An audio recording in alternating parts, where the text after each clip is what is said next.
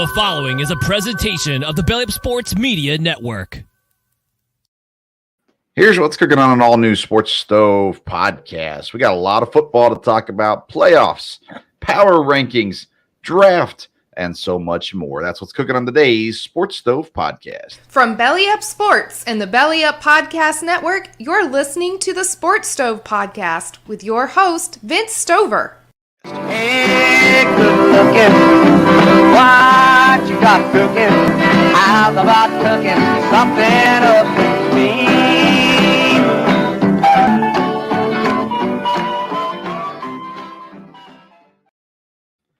Welcome in to an all-new edition of the Sports Stove podcast. I'm your host, Vince Stover, joined by my dad, Dale Stover, up in Ohio. He is, at least.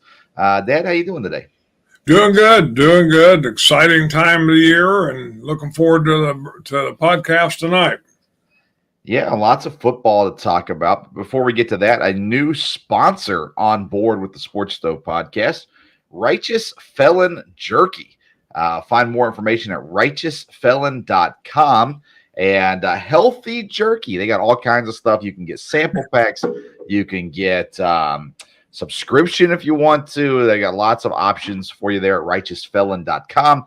Use the promo code BELLYUP to save money. You get free shipping, always free shipping from righteousfelon.com as well. So we'll get more on them a little bit later. But if you are a jerky fan, specifically a beef jerky fan, check out Righteous Felon Jerky at righteousfelon.com. Use promo code BELLYUP at checkout for discounts and more.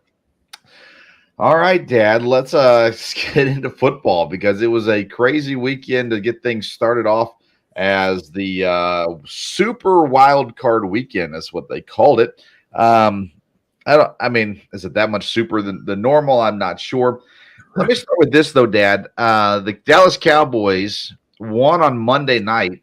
They're playing San Francisco, who had their game on Saturday night. And so Dallas has to travel to San Francisco on short rest. And on top of that, San Francisco's had long rest. Is that fair? Should it be fixed? Or do we just got to suck it up and deal with it? I think it's just something, you have to deal with. It'd be hard. There's a lot of factors that go into that, I'm sure. So, it's the way it is at this point of the season. It could be probably the biggest advantage for San Francisco is they're at home and they don't have to travel out west. But that's not something that could be changed for Dallas. Time-wise, I don't know that it'll make that big a difference. You're going to be excited about the playoffs. So, and as far as game planning and scouting, everyone's known the teams that were in it for a little while. Yeah, they should have found a way or figured a way. I guess you never know if you're going to reseed every time and all that kind of stuff. But to have the Saturday winner play the Monday winner just doesn't seem – it seems like there should be a way to figure that out. Either not play a Monday game, which they're not going to do. They had over 30 million viewers for Dallas and Tampa. They have to figure something out with that. It just doesn't seem right for sure on that. Speaking of Dallas, how about their kicker? Brett Maher comes in and misses 4 extra points. And I saw a funny thing on Facebook. I actually sent it to our Cowboys friend, Matt Downs. A paralyzed man put out there on Twitter, Tim Lee, put out there on Twitter. He said, if Cowboys are looking for a kicker, I'm offering my assistance. And so I thought that was pretty funny. 4 extra points. They do sign a guy to their practice squad this week, but the plan is to keep him moving forward. He's had a really good season. He had a bad game. And as Packer fans, Dad, we saw Mason Crosby have bad games, yet he came back from them and was fine after that. He missed the last extra point of the regular season and then 4 in that game, in the playoff game. Is he going to get over it? Is he going to be fine come this game against San Francisco? Well, it's going to be interesting. From what I understand, he has had a really good season from there. But kickers are a weird thing, and you start getting things in your mind, and it can be a deal. I think it'd be interesting thing about this game will be what does his first kick end up being? If it's an extra point, then I think, things look good. If he makes it, it'll help his confidence. It'll help everyone there. If he misses his first extra point and that's his first kick, Dallas can always go for 2 from there. And they at this point, they have to do the wise thing because, you lose and you're out. I think the bigger question will be what happens if his first kick is a field goal, 45 yards or longer. And normally, you kick the field goal. Do they do that? And then if so, if he misses 48-yard field goal, then, where does everything go? I think if his first kick, they have to decide, if it's inside 40 yards, I don't think that would be any question. But an extra point's inside 40 yards. Yeah. So I think, but if it comes up Dallas, they're in field goal range and it's a 48-yarder, 51-yarder, do they go for it? If he misses that, normally, okay, you could miss one that long, but now I think for Dallas, the best thing, their best case scenario is his first kick as an extra point. And I think they'll let him kick the first extra point. If he misses it, then it could be interesting. Well, let's go back to last week. Do you like what McCarthy did with them? Trotting him out there 5 times. He did get one finally. Do you like that? Do you like that he kept running them out, or do you think they should have started going for 2 or let the punter give it a try or something like that? I think since they were winning the game and that was not going to be an issue, they did the right thing. Because you start doing this, then you're definitely affecting the kicker's psyche. If they would have pulled him and not went for the extra point, they could say, hey, you were just having a bad day. We'll be fine. We'll go with you next week. But since it didn't cost them the game, 4 was a little much. So I don't know about that. Like you said, we've had kickers that have struggled some, but that was really unique before. And again, the game wasn't a pressured game. You would think he could come in and hit one there. So I don't know. I like that they let him make one. I mean, in my opinion, you wanted him to see one go through before this week. So as opposed to pulling them out and saying no, because like you said, the game wasn't an issue. So you could keep trotting them out there, let him have a chance to make one, see one go through, and get the misses behind him, so to speak, versus running out there this week for the first time, not making one in 2 weeks. That would have been an issue. So I like the idea of keeping them out there. And I listened to Tony Dungy today on Dan Patrick's show say that he would have, after the second missed one, or maybe it was after the third one, he said I would have benched him at that point and just gone for 2. So, but I think with the game not being close and all that kind of stuff, it was okay. Let's talk about that game, Dad. You were all in on Tom Brady and the Buccaneers. You said, oh, no, Cowboys stink and they're horrible and Tom Brady's the best ever and all this kind of stuff. 31-14, never really in doubt for Dallas. Is Tom Brady's days as a winning quarterback over? I would think so. It depends if he plays next year and where he goes. But yeah, I think he's getting near the end of his career. Again, the first year he won at Tampa, he really did have the whole team. He had a lot of talent. Everything was in a great situation there. Again, he's been in a weak division there, and but this year, it really kind of fell apart. So now I don't know that he's not planning on playing again, but if he keeps at it, it's going to end up, I think, definitely going down that he should have left a year or 2 earlier. But he got Byron Leftwich fired, so I'm not sure. Right now, it sounds like Miami's the front runner to get him next year if he comes back next year. But you're right; they had a defense that was incredible when they won the Super Bowl. But again, they they should have had a good defense this year. They should have had a good offense this year, and Tom Brady had good stats. But I mean, I'm on a team that's not going to need Tom Brady. But in my as far as my fandom goes, I wouldn't want Tom Brady on my team right now. And I kind of hope that he will retire, but I don't think he will. He chose football over family, so I'm assuming he's going to keep playing football going into this year as well. We'll see kind of how that shakes down. Let's talk about the other games that went on. Bills and Dolphins ended up being a really close game. Bills able to pull it off. The only game that I missed in our picks this week, I expected the Bills to win, but they did not cover the point spread. So any concern about Buffalo going up against Cincinnati based off of how they looked against Miami last week?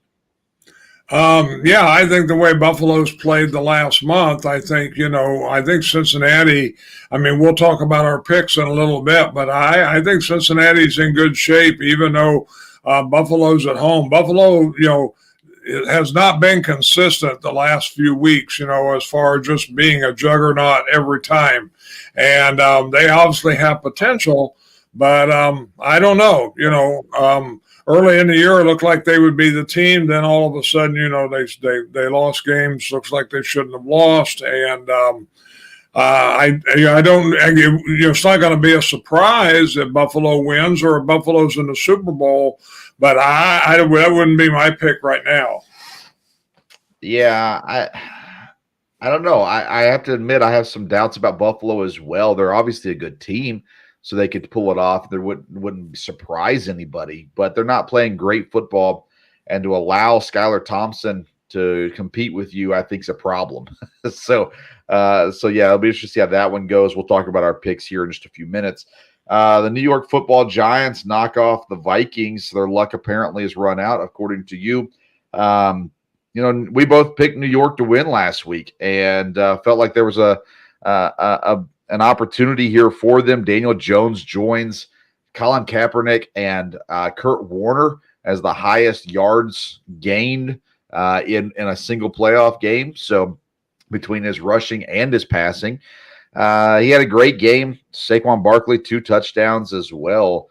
This Giants team, I tell you what, they're well coached, and I think they're complete. I think they've got everything. They're not great at anything, but they're good at everything. And that's what makes them dangerous. I know you have nothing nice to say about the Vikings, but anything about that game that stood out to you? Well, no, like I said, I'm glad the Giants won.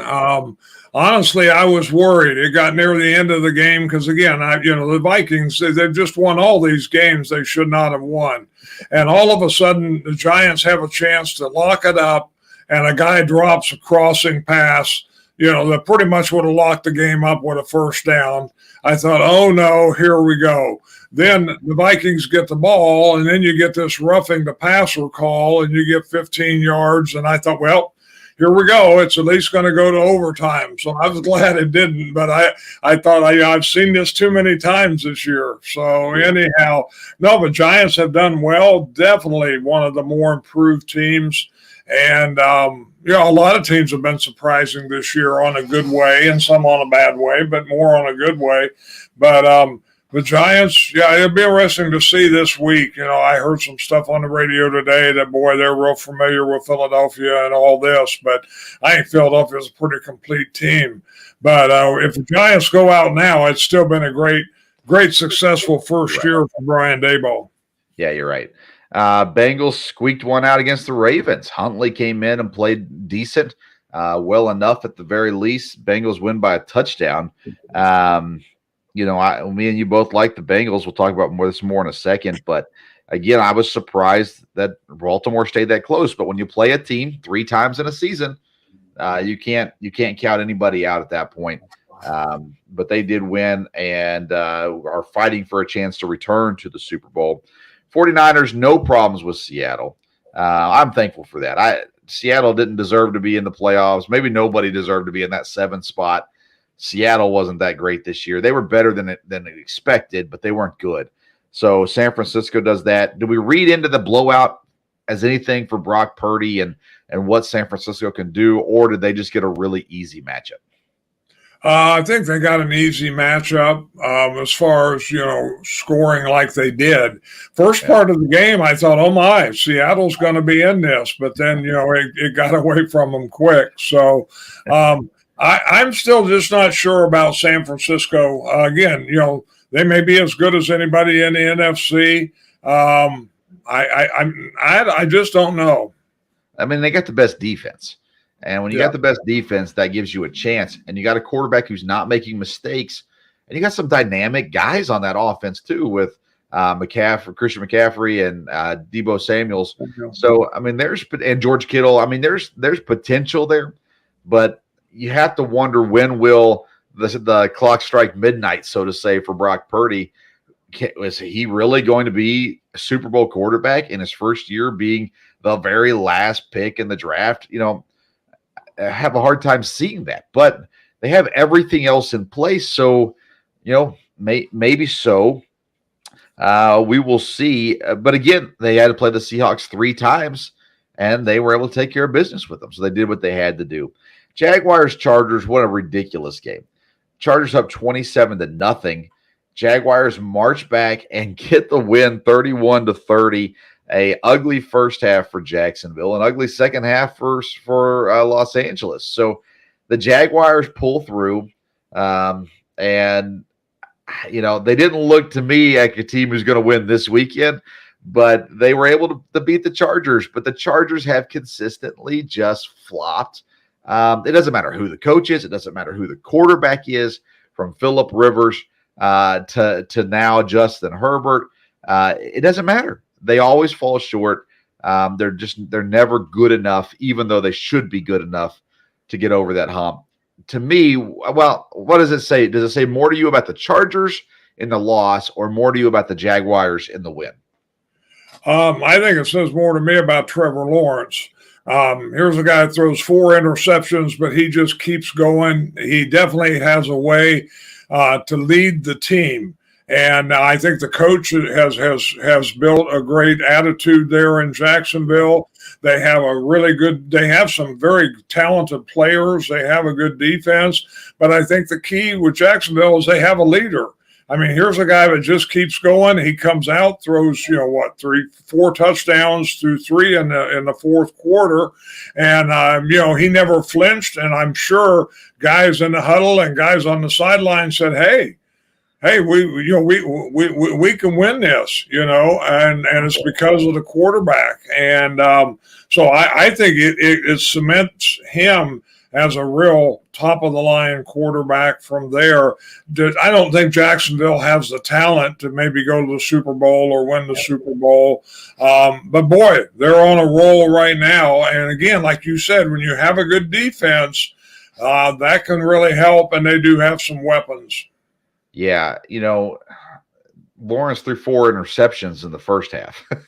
So he put them in the hole. I don't think they came out of the locker room thinking they could win. I think they came out of the locker room trusting their coach, who said, we got to just chip away at things. And then at some point, as they chipped away, they began to realize, no, we can win this game. It became less about just pride and actually about winning again as they chipped away there in the second half and did what they had to do to win that game. The Chargers fire their offensive coordinator. Is he the problem? This will be the 3rd offensive coordinator for the Chargers in 4 years when they hire the new guy. So was the offensive coordinator the problem in Los Angeles? I don't know. I heard it say, this week, heard people say that, the coordinator is usually the first one that goes in a situation like this. And that's probably true. If they want to keep the head coach, then obviously you have to make some kind of change. Whether it's the coordinator's fault or not, I don't know.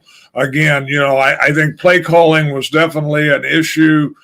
Being able to run the ball. I mean, all they needed to do was to be able to control the clock a little bit, and they weren't able to do that. So, exactly. I mean, ultimately everything falls at the head coach's feet, but, I don't know. Definitely not surprised that somebody left there. Well, the head coach is also the defensive coordinator. So you can't fire the defensive coordinator if you don't want to fire the coach. So that means if you're going to fire a coordinator, you're left with the offensive coordinator. and he goes, and he is a possibility for Green Bay, by the way, Dad, as he is a Lombardi and would fit in nicely in Green Bay. So maybe we see him get hired on in Green Bay. Of course, you also got Mike LaFleur, Matt's brother, and Nathaniel Hackett, who was with the team before going to Denver, as well as a possibility to come back and join the offensive staff there as well. You look at what's left in the playoffs, and we're not picking games just yet, Dad, but you look at what's left. Jaguars and Chiefs, Giants and Eagles will play on Saturday. Bengals, Bills, Cowboys, 49ers will play on Sunday. And I was thinking about ranking the teams, and then the more I thought about it, I said, no, we need to rank the quarterbacks in this situation. And so we're talking about this year, not all time, not what they could be, all that kind of stuff, but this year. How do you rank these 8 quarterbacks that'll be playing on this weekend? Well, I think, again, Patrick Mahomes, I think, is number one. Yeah. There, I think Joe Burrow is number 2 based on playing this year. Then I think probably Allen would be next. Sure. I would think those are the top 3. Yeah.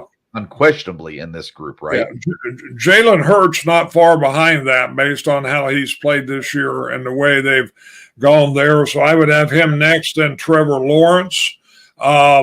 Then Dak Prescott, Daniel Jones, and you probably could have flipped that. And Brock Purdy, again, there are just too many unknowns, I think, to put him ahead of anybody there, and he hasn't played, the whole year. I'm honestly shocked you didn't put Dak last on this list. I just assumed that's where he was going to end up being. I agree with you wholeheartedly, I think, on this list. I might even put Dak ahead of Trevor Lawrence at this point, but I think Lawrence has the higher ceiling. Long-term, Lawrence over Dak. But for this playoff run, I would put Dak ahead of Lawrence, but then I would have Daniel Jones and Brock Purdy last. And you're talking about 8 quarterbacks. Somebody has to be last. Brock Purdy's played really, really well, and he's done what he has to do in San Francisco. I think he's played to the point where next year you're not going to see San Francisco go after Tom Brady because they've got Brock Purdy and Trey Lance. So I think Purdy has done enough for them to say, we have our quarterback in the building. Now, whether or not it's Trey Lance or Brock Purdy may still be a question, but I think the 49ers feel very comfortable with the 2 guys they've got coming back next year, and Jimmy G will not be back next year. So, but yeah, I think I probably put Burrow ahead of Allen. To me, Burrow and Allen are tied. They're the same. I like both of them. I think Mahomes is number 1 as well. Then Burrow and Allen are right there with each other. Hurts is a step down from those other guys. I think he's a clear step down too. I don't think it's that close. Hurts is good, and obviously he's had a great season as well. But if I had to pick a quarterback to run my team, Hurts is not the guy I'm picking. I'm picking one of those top 3 guys, and then you can't ignore what Hurts has done, which makes him 4th. Then I have Dak, Trevor Lawrence, and then Daniel Jones and Brock Purdy. I look at these teams that are left, Dad, and you look at the coaches, right? So you've got Jaguars have a Super Bowl winning head coach. Chiefs have a Super Bowl winning head coach. The Cowboys have a Super Bowl winning head coach. So 3 Super Bowl winning head coaches here left in the playoffs. 49ers have Shanahan, who has been around the game his entire life because his dad was a coach as well, and he has a lot of experience there. Daboll has been a very good offensive coordinator. Zach Taylor's a guy who we thought was going to get fired 2 years ago, and here he is looking to go to the Super Bowl for 2nd straight year, which is incredible. And then Sirianni in Philadelphia, Dan, when they hired him, I thought, what are they doing? I thought Dan Campbell was the worst hire that year, but I thought Sirianni was right after that. Both of them have proven me wrong on that, by the way. And then, like I said, Daboll is a guy that I really liked. I thought it was a good hire, good fit for him there too. So we've got young coaches, we've got old coaches, experienced coaches, less experienced coaches, and some really fun teams. When we look at San Francisco and Dallas, a lot of my childhood was San Francisco and Dallas in the playoffs, and Green Bay was the other team in there. You had Favre, you had Aikman, you had Steve Young, and even Joe Montana a little bit before that. But a lot of my childhood was watching these teams go after each other. And so that's fun again. Bengals and Bills, it's not in Cincinnati, so it's not exactly a rematch of the week what was that, 17 game that ended up not happening. You got Giants-Eagles, which is a division battle, and then Chiefs and Jags, which is the most, I would say, lopsided game of the week. But we'll get to all that when we get to our picks as well. Before we get to our picks, though, Dad, I want to talk some more stuff. We've got Jim Harbaugh staying in Michigan, probably just for a year, but we'll see. It's actually a really good time for him to stay. He's got a returning quarterback. Their running back is returning as well. The rest of the conference is losing. The big teams are losing people and things like that. So I think it's a good opportunity for Harbaugh to make another run there at Michigan. Ultimately, though, Dad, I think he didn't have that many opportunities in the NFL. What are your thoughts on that? Well, I mean, I guess the question is, is he staying in Michigan, or either he couldn't get a job in the NFL or couldn't find one that he really wanted from there. That really could be the issue. I mean, he is doing well at Michigan. He's done well there. Like we've talked about, where's he going to go from here at Michigan? I mean, they could get in the national championship. That would be a step up. But again, he's got a battle there with Ohio State and plenty of people in the conference, with everybody shooting at him now next year. He looked like he really wanted to go to the NFL, but then, he isn't. So you don't really know, what does that hurt Michigan at all with recruiting, that there's a coach that keeps looking at the NFL? Of course, now with the transfer portal, that's probably not as big a deal. So we will see. I was a little surprised because I really thought he was going to be all in on the NFL. So we'll see. Yeah, I mean, it didn't hurt him last year when he flirted with the NFL. Minnesota sounded like that was the most likely place for him to land. Didn't happen, and he was in the playoffs this year. So, I don't think it's going to hurt anything at this point. And like I said, they got potential to be really, really good again next year. I'm surprised it happened so fast. Because you had Indianapolis, which he has ties to, and then you had Denver and Carolina, which he was reportedly talking to. So, I don't know. It'd be interesting to see kind of how it all shakes down and see how it goes for him in Michigan and kind of what happens the rest of the way as well. We are inching closer to draft season too, which is one of my favorite times of the year. And still that looming question, Dad, who's going to take the number 1 overall pick? Chicago holds it. I will be absolutely flabbergasted if they take the number 1 overall pick. I think they trade down. We talked about it a little bit last week. I think Indianapolis is the obvious team, just because they're closer. They can get up there without having, it's a Chicago wouldn't have to drop way down because they could just go to number 4. Maybe Houston wants to go up to number 1 to get that spot. I don't know what's all there. Ultimately, who do you think takes the number 1 pick? Who do you think the team is that takes that pick? I don't know that I would be as shocked as you if Chicago does take the number 1 pick, but it does make more sense for them to trade it. I think the ones that make the most sense, like you said, is Houston or Indianapolis. I think those teams would give up a little bit, have to give up a little bit less, probably some other draft picks in the other rounds from there, and it'd be real safe with Chicago. Chicago trades with Houston, they can still take whoever they're going to take basically with the first pick. Yeah. And if they went with Indianapolis, probably the same way, if you figure Houston's going to take a quarterback also. But I think those would be ones that would be probably make a lot of sense. Anyone else to come up, Chicago's dropping down, has to drop down a little bit there. And whether that would fit in with their plans as well, they probably would still get a good player depending on what they're looking at. There's plenty of teams, I think, that could use that first pick quarterback. I think the Jets would make a lot of sense from there, but I don't know if they can get there, but I think that would be one. And again, if someone trades and gets the first pick, there may be somebody move up third or fourth spot, to still get someone there. Carolina could obviously use someone. New Orleans could, Washington could, but whether they can go up, New Orleans, I don't think has a pick in the first round. So, depending on what people would have to give up from there. But again, when it comes to the Bears, I think anything can happen there. I don't think you can figure on this makes the most sense, and that's what they'll do. Other than Houston, who has more needs in their program than Chicago? I can't think of anybody else that has more holes on the team other than Houston is Chicago. So they need to get as many draft picks as they can to start filling those needs. Now they have salary cap room too, a lot of it. But if they move out of number one pick, they're going to get a haul. They're going to get another number one this year, plus a number one next year, plus multiple picks probably this year and next year as well. So they could really get a haul on this and reload pretty quickly, as we've seen Jacksonville do this year, right? Jacksonville, the last 2 years, they were able to reload, and next thing you know, they're in the playoffs. And let's face it, the NFC North isn't the best division in football. It's not the worst division in football.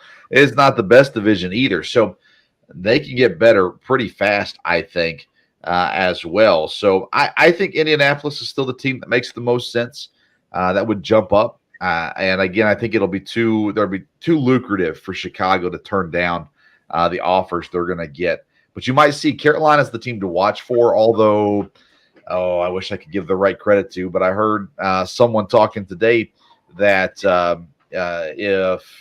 if Sean Payton ends up in Carolina, Tom Brady could end up in Carolina. So, so that's kind of what it comes down to, right? You got Derek Carr, Jimmy Garoppolo, Tom Brady that are all going to be out there in free agency. I think the Jets, I think Derek Carr makes sense for the Jets and for the Titans. I think Brady makes sense for the Titans, Vegas, and possibly Carolina, although I don't see him going to Carolina. But then you got, let's see here, who else is out there? Jimmy Garoppolo, probably going to Vegas more than likely. So some of these teams are going to take care of the quarterback situation through the veterans versus trying to do it through the rookies. Which brings us to rookie quarterbacks, Dad. I think it's either C.J. Stroud or Bryce Young that goes number one. I wouldn't be surprised if C.J. Stroud kind of jumps up there and ends up going number one. But Bryce Young is currently set to go number one. These crazy people keep putting Will Levis at number one in the draft. There is no possibility. Please hear me. Zero possibility Will Levis goes number one in this draft. I would not be shocked at all if Will Levis is the fourth quarterback taken in this draft. There is no way he's number one, and I don't think there's any way he's number two. I don't see any team who would be stupid enough to do that in this draft. But I say that, and guess what? The Bears are at number one. So who knows? Who knows who's stupid enough to do that? I know you didn't watch much Will Levis this year. I heard about him. People gushed about him all the time. I live in Lexington. People just gush over this guy. And listen, he's talented. But what did he do? Last year the team had a great year, but they had a receiver that was so dynamic in Wan'Dale Robinson. Wan'Dale Robinson went to the pros. Will Levis didn't have it anymore. What did Will Levis do? Absolutely nothing. And so everybody likes his personality. He's got a strong arm. But let's face it, he doesn't win. He didn't win at Penn State. He didn't win at Kentucky the way he was expected to.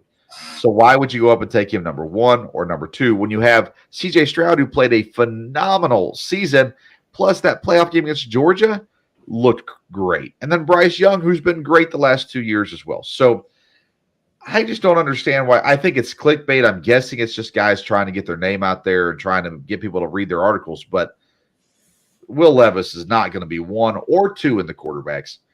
Any thoughts on the quarterback situation, Will Levis in particular?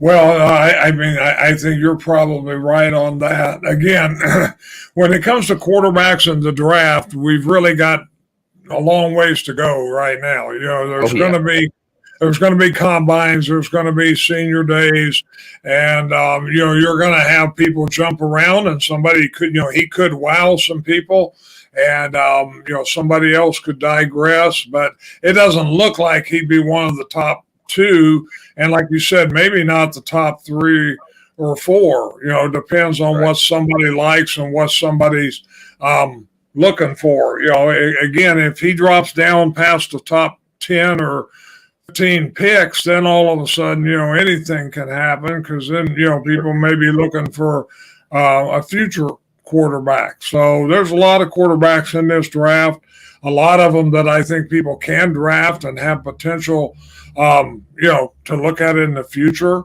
I think Hooker at Tennessee is going to be one of those, and it'll be interesting to see. I wouldn't think, again, I've got a lot of my information from you, but it just sure wouldn't make sense that he'd be one of the top 2 for sure. Yeah. Anthony Richardson is the other guy. He's the Florida quarterback who had a horrible year this year. And I've heard people talking about him as a first-round quarterback. I'm sitting there going, how is he a first-round quarterback when he can't even win and college? I just don't understand it. He needs so much development too. So I don't know what's going to happen. Who is the third quarterback? I keep saying Will Levis could be the fourth quarterback taken. I don't know yet who the third is, but I know that's going to come to fruition as we go through this process. There's going to be a guy that jumps up the board. Maybe it's Max Duggan from TCU. I don't know. Maybe it's Stetson Bennett once he gets out there. I highly doubt that. Tanner McKee from Stanford. There are guys in this draft who are going to start going up, climbing up the board here as we go through the process. And I'm excited to kind of see how that all shakes out. Hendon Hooker, maybe. I don't know if he climbs up that high. I don't think he would, especially with being injured. That would definitely hurt him. But I would take Hendon Hooker over Anthony Richardson from Florida.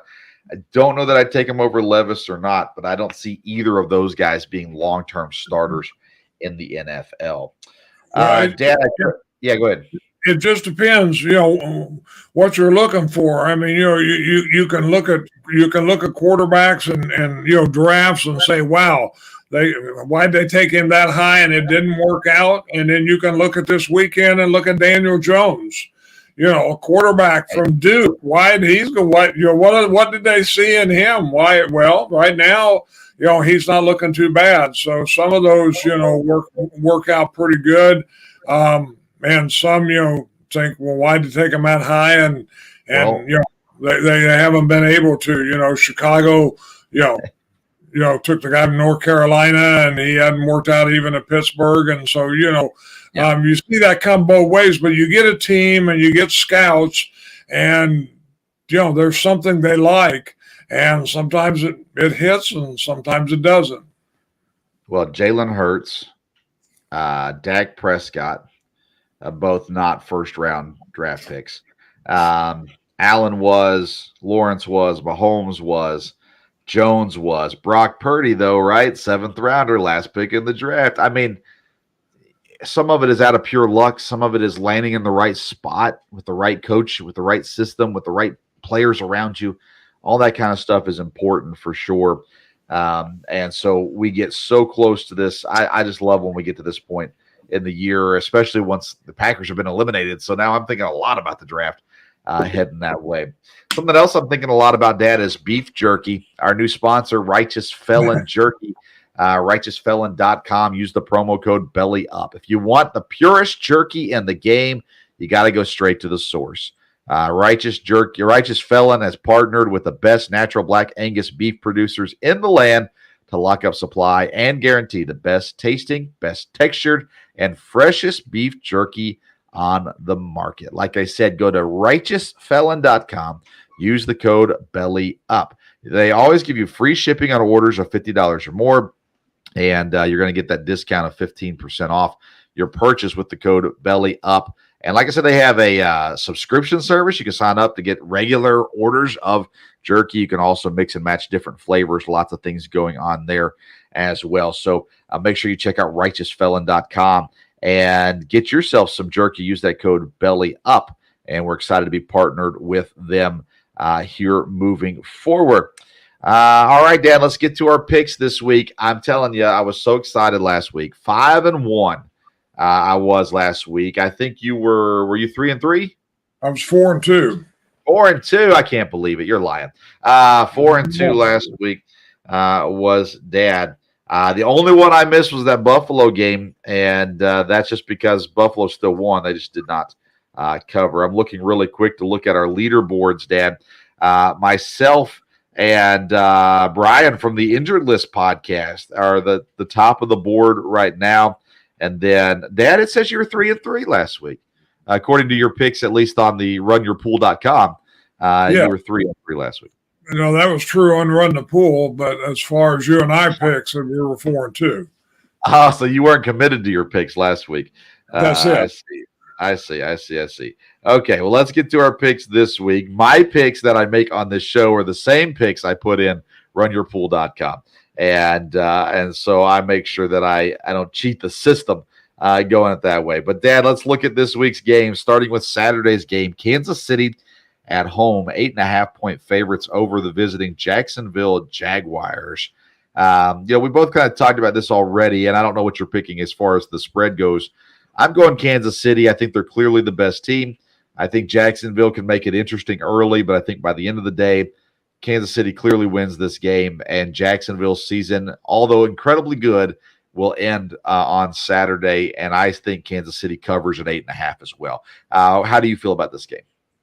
Well, again, I think Kansas City will win, but I don't know if they'll cover 8.5. So I'm going to take Jacksonville in this. I think Jacksonville, kind of a team of destiny here. I think they can hang in the game. Kansas City may get a lead, but if they don't keep the pressure on, and again, it'll depend on Jacksonville's defense. If they can keep them in the game and keep them close, I think it could be closer than 8.5. So that's why I'm picking Jacksonville. Jacksonville has the 28th worst pass defense in the league. So I'm going to say that Patrick Mahomes will have his way with them at the end of the day. And that plays into Kansas City's strength. So I think that won't be a problem. Philadelphia, New York. They faced for the third time this season. Philadelphia 14-3, New York 10-7. Philadelphia 7.5-point favorites, and Dad, I'm going to go with the Giants in this one. Not saying the Giants will win the game, although they might, but I think they keep this one incredibly close. This feels like a field goal type game to me, 3-point game to me. So I'm going to go with the Giants to cover this one as the road dogs. How about you? I'm going to go with Philadelphia. I think Philadelphia is the real thing. I think they'll be ready to play, and I think they'll win, and I think they can win. I think they can cover the 7.5.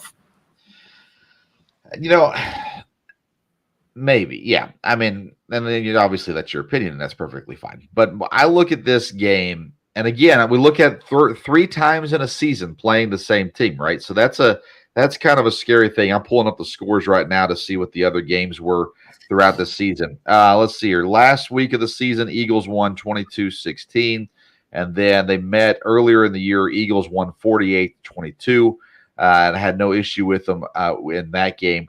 I don't know, Dad. I just feel like there's something about it. Playoffs, pressure, all that kind of stuff, plus seeing the team for the third time plays into the favor of the underdog. I think they have less, right? You talked about this in other games. They have nothing to lose. So they're just going to go out there and play, where the Eagles are going to have the pressure of, we're at home.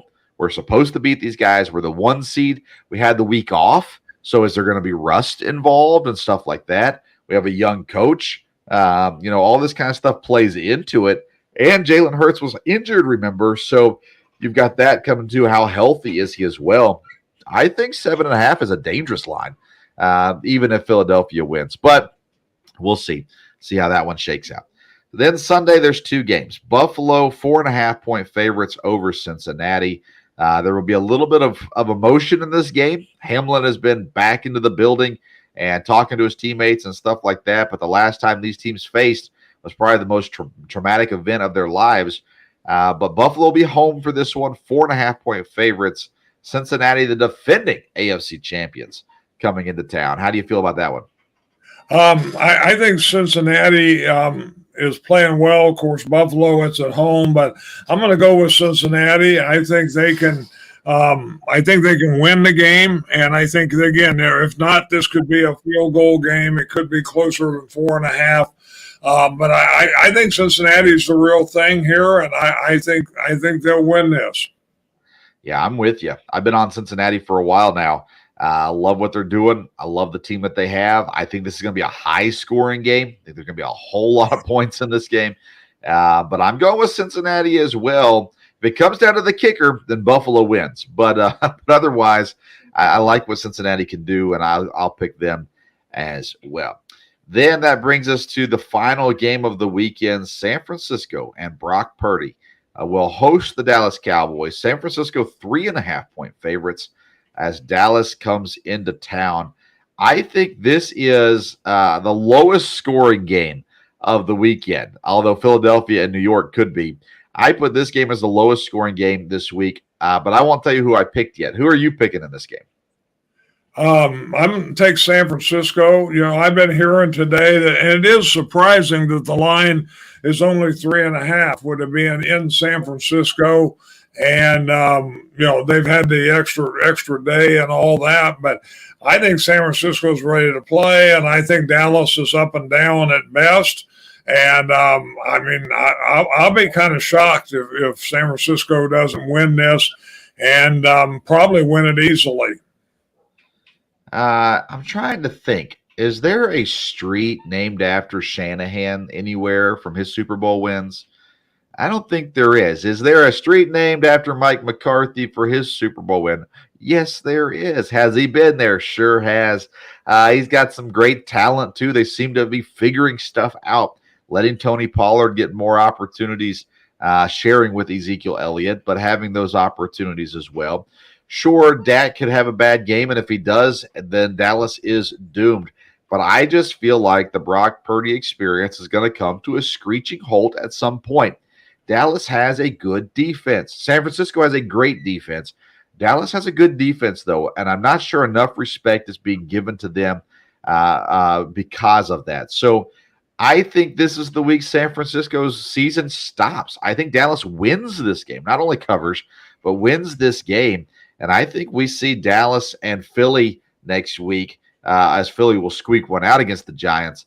And I think we see Cincinnati and Kansas City next week. So I'm going to go Dallas in this one, Dad. Dallas hadn't won a playoff game in how many years? And now they won one. No reason to lose. I'm back in the Mike McCarthy wagon. Took me a long time to get there, but I'm back in the Mike McCarthy wagon. And I think they pull off the win over San Francisco because I think, Dad, they're coming in with that mindset too.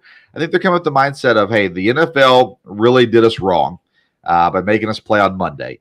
Now we're going to have to travel over there. Everybody's going to give all this respect to this very last pick in the draft and no respect to us. I think Dallas comes out, plays a heck of a football game. It could be a really, really fun game, but I think it's going to be a boring game at the end of the day, and I think Dallas pulls out the win in a low-scoring affair over San Francisco. We picked against the spread, Dad. I just told you who I think is going to win all these games. I think it's going to be Kansas City versus Cincinnati and Philadelphia versus Dallas. How do you think the wins go in this week? Well, I think it'll be Kansas City against Cincinnati, and I think it'll be Philadelphia against San Francisco. So I don't understand your thinking on this Dallas thing at all. You've been talking all year to San Francisco's defense and everything there. And I mean, why they can't handle Dallas easily, I don't know. We will see. Why did Dallas play on Monday night? It's because Dallas is Dallas and Jerry Jones, and it's always been that way. That's what everybody wants for the rankings. You can't have it both ways from there.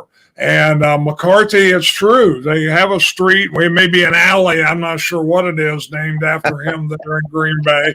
But that is very true. I've heard it say the location's kind of interesting there on that one, compared to Lombardi Avenue and Brett Favre Pass and Holmgren Way. But anyhow, we'll see. Well, Dallas is 12-5. San Francisco's 13-4. That's a one-game difference in the regular season. Dallas has two other teams from their division in the playoffs. And so they've had a tougher road to get there than San Francisco did. Dallas scores 27.5 points a game. San Francisco scores 26.5 points a game. San Francisco's great defense gives up 23 points a game. Dallas's defense, they only give up 14 points a game. So I think that your bias is clogging your decision making here on Dallas. And again, we've seen Dak Prescott have bad games, and if that happens, obviously there's no chance for Dallas to win this game. I just think that this team, they've done enough this year to prove that they are worthy of being here. And I think when you're talking about a quarterback who was almost undrafted, not meaning that he can't be good, but at some point the slipper is going to come off. And I just think that this is the chance where the experience of Dak Prescott is more important, or the lack of experience, I guess, of Brock Purdy is going to play a bigger role than the experience of Dak Prescott. So I just think it's going to come to an end at this point. And again, I think that we've been sleeping on Dallas's defense. Micah Parsons is clearly one of the best defenders in the league, but only allowing 14 points a game is a pretty big deal. And so if they can do that against San Francisco, then all they got to do is score 15 points. And you got to think that there's a good possibility of that happening as well. So we will see. And I mean, like I said, San Francisco's defense is good. So they have the game that they can have, and Dak has a bad game, then San Francisco wins that game. But that's what it comes down to.